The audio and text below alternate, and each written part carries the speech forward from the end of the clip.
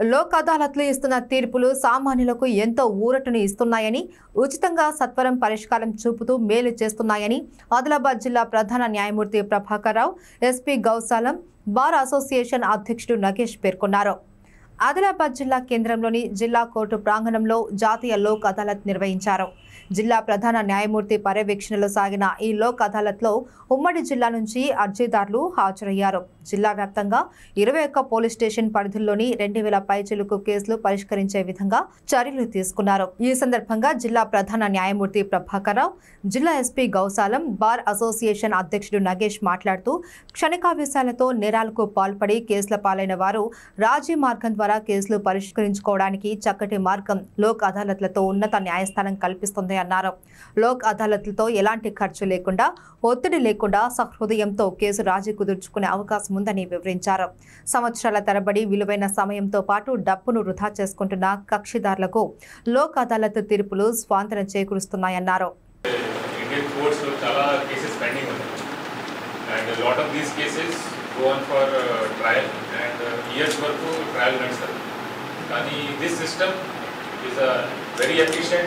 One-step process, dispute redressal. Generally, it is only for compoundable cases. Any dispute which happens between two parties, generally it happens with known people. Your neighbors to with your friends, with your relatives. And after the police case, after the investigation, you file charge sheet, case will go in trial. But Lok Adalat provides you opportunity to resolve matter through consensus and participation of both parties. इट्ला होते नी मध्य उन्ना relation cases वाला खराब होता थी, but after this redressal through participation and consensus, that relation also improves. That is also one of the important things which I find very attractive for Lok Adalat.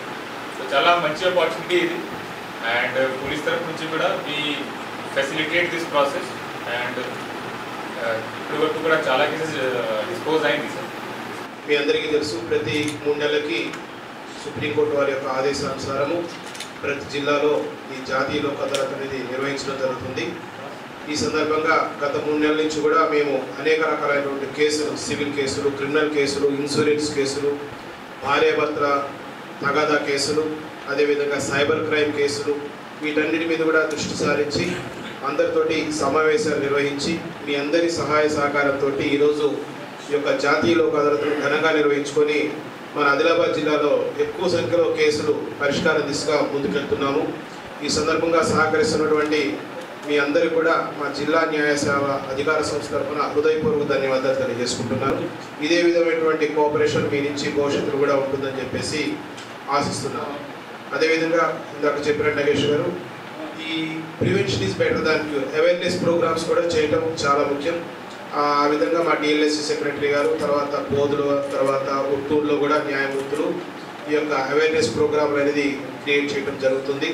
తర్వాత మొన్న జరిగిన మీటింగ్లో కూడా ఈ ట్రాఫిక్ రూల్స్ గురించి కూడా అవేర్నెస్ ప్రోగ్రామ్ చేయాలని చెప్పేసి ట్రాఫిక్ సిఐ గారు కూడా కోరడం జరిగింది. వారు కూడా ఆ విధంగా చేస్తూ ఉన్నారు.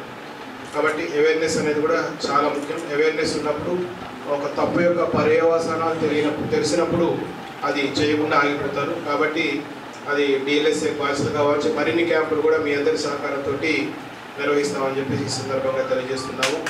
ఈ